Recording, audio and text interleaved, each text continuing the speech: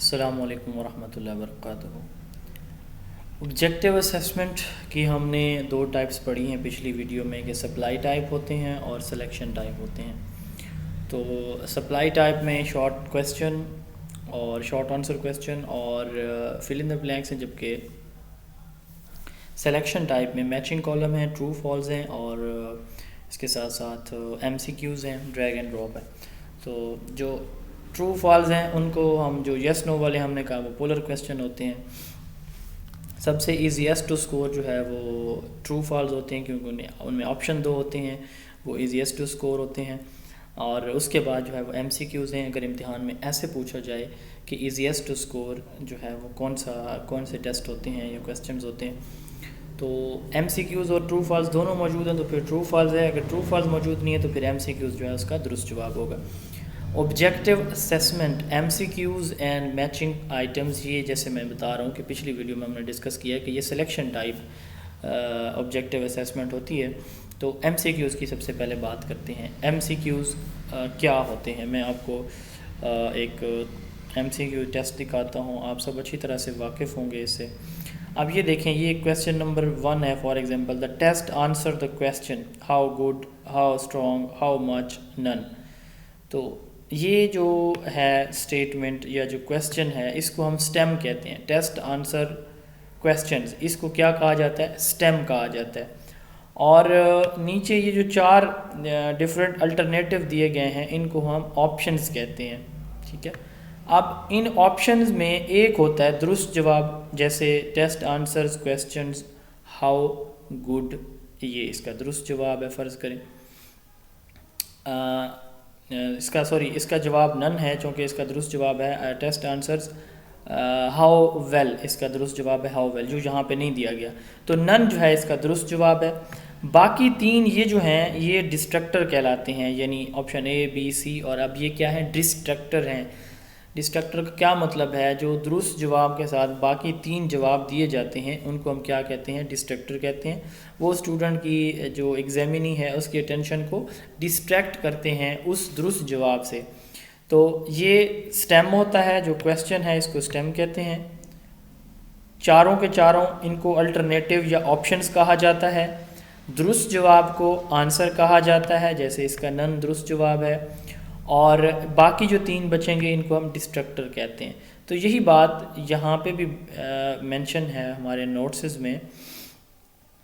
It is N, सबसे पहले इसकी डेफिनेशन है कि ये एक ऐसी असेसमेंट है जिसमें स्टूडेंट को ऑप्शन दिए जाते हैं 3 या 4। उन ऑप्शन में से स्टूडेंट ने दुरुस्त जवाब का इंतखाब करना होता है। Stem, the statement of the problem in MCQs is called stem.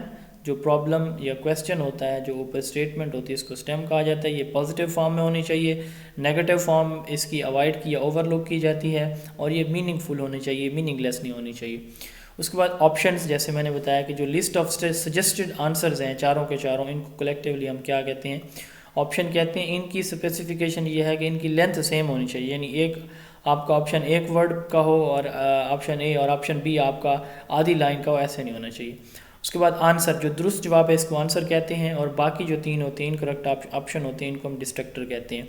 एक अच्छा डिस्ट्रक्टर वो है जो लो परफार्मर को, लो अचीवर को, वो स्टूडेंट जो उस क्वेश्चन में स्कोर कम दे रहे हैं तो लो अचीवर को ज़्यादा अट्रैक्ट करे, उसको हम कहते हैं गुड डिस्ट्रक्टर। और बैड डिस्ट्रक्टर वो होता है जो लो और हायर अचीवर दोनों को एक जैसा अट्रैक्ट कर रहा हो। इसके एडवांटेजेस क्या हो सकते हैं? एक तो इसमें ऑब्जेक्टिविटी आ जाती है, इजी टू स्कोर है, सिंपल SLOs को मेजर करते हैं, टाइम और स्पेस इनसे अच्छा मैनेज हो जाता है। जो इसके डिसएडवांटेजेस इसके क्या है कि कम्प्लेक्स लर्निंग आउटकम्स जो हैं ये मेजर नहीं कर सकता ये जो MCQs हैं। इसके साथ साथ मैचिंग आइटम्स। मैचिंग आइटम्स क्या चीज़ हैं? मैचिंग आइटम्स बेसिकली इसमें 2 कॉलम्स दिए जाते हैं। मैं आपको इसकी भी एक एग्जांपल, आप सब लोग इससे वाकिफ़ होंगे अच्छी तरह से कि मैचिंग आइटम्स जो हैं वो क्या होते हैं। ये देखें, इसमें 2 कॉलम होते हैं बेसिकली। एक होता है पहला कॉलम A, दूसरा होता है कॉलम B। जो कॉलम A होता है जिसमें क्वेश्चन हमारा दिया होता है, इसको प्रेमिसेस कहते हैं। कॉलम A जिसमें हमारा जो आंसर क्वेश्चन है ये दिया जाता है, इसको हम प्रेमिसेस कहते हैं। और कॉलम बी जिसमें से हमने जवाब ढूंढने होते हैं, इसको हम रेस्पॉन्सेस कॉलम कहते हैं या क्लू भी कहते हैं इनको, क्लू या रेस्पॉन्स कॉलम। तो इसमें दो कॉलम यूज़ होते हैं। पहला कॉलम जिसके लिए हमने क्वेश्चन देखते हैं उसको हम क्या कहते हैं, प्रेमिसेस, और जिसमें से देखने हैं तो उसको रेस्पॉन्स या हम क्लू कहते हैं। अब इसकी एक्सप्लेनेशन देखते हैं। इसकी डेफिनेशन है, it is an assessment way student are required to match are response from column B with stimulus या question from column A. Usually 2 columns are used. अब प्रेमिस क्या है, जो कॉलम ए हमने देखा अभी, the item in the column for which a match is sought is called premise, और जो दूसरा होता है उसको हमने क्या कहा कि क्लू या फिर क्लूज या फिर रेस्पॉन्सेज कॉलम का कहा जाता है। अब इसकी कुछ टाइप्स हैं। परफेक्ट मैचिंग, जब 4 क्वेश्चन किए गए हैं, आगे से 4 ऑप्शन हैं और वो जो 4 ऑप्शन हैं वो किसी एक का ही जवाब हैं। यानी फ़र्ज़ करें कि करारदाद पाकिस्तान कब मंजूर हुई, आगे लिखा होगा 23 मार्च। अब ये 23 मार्च सिर्फ इसी का ही जवाब है, इसके अलावा किसी का जवाब नहीं है। या इसी तरह जो यहाँ प्रेमिस कॉलम है, पहला कॉलम है, इसमें कोई ऐसी स्टेटमेंट नहीं होगी जिससे मिलता जुलता जवाब एक से ज़्यादा कोई और भी आगे से मौजूद हो, ऐसा नहीं होगा। यानी प्रेमिस पहले कॉलम का और कॉलम ए और कॉलम बी दोनों जो कॉलम हैं वो एक क्वेश्चन होगा और उसी का आगे सिर्फ एक जवाब होगा, उससे रिलेटेड कोई और जवाब मौजूद नहीं होगा। इसको हम कहते हैं परफेक्ट मैचिंग। दूसरी होती है sequence matching, required arrangement of option in sequence. अब इसमें कॉलम ए में कुछ क्वेश्चन दिए गए हैं, आगे कॉलम बी में क्या होता है कि जवाब रैंडम लिखे हों। यानी पहले वाला जो क्वेश्चन है, क्वेश्चन नंबर 1 कॉलम ए का, तो उसके आगे फ़र्ज़ करें जो है वो 3 का जवाब लिखा हुआ है और 2 वाले के आगे 7 का लिखा हुआ है, 3 वाले के आगे 1 का लिखा हुआ है। तो जवाब उनके सामने जवाब जो है वो उनकी तरतीब ठीक नहीं है, तो स्टूडेंट ने क्या करना होता है, उनकी पोजीशन को, तरतीब को ठीक करना होता है। तो इसको हम कहते हैं सीक्वेंस मैचिंग। और उसके बाद है multiple matching, it requires matching items in more than 2 columns. 2 से ज़्यादा कॉलम्स दिए जाते हैं तो उनमें उन चीज़ें जो है वो मैच की जाती हैं। मसलन पाकिस्तान का पहला जो वज़ीर आज़म था उसका नाम, आगे पाकिस्तान का पहला वज़ीर आज़म, ये स्टेटमेंट, आगे वज़ीर आज़म जो हैं उनके 5-7 वज़ीर आज़म के नाम और आगे उनकी तारीख़, साल लिखा हुआ है फ़र्ज़ करें। अब स्टूडेंट ने क्या करना है, कॉलम ए से देखेगा कि पहला वज़ीर आज़म पाकिस्तान के लियाकत अली ख़ान रहमतुल्लाह अलैह थे।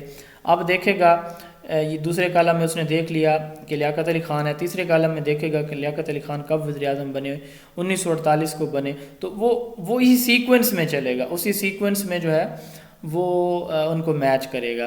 तो इसको हम कहते हैं मल्टीपल मैचिंग। एडवांटेजेस इसके भी वही हैं, इजी टू स्कोर है, मैयर सिंपल SLOs और टाइम और स्पेस इजीली मैनेज हो जाती है, और कम्प्लेक्स लर्निंग आउटकम्स को ये भी मैयर नहीं करते।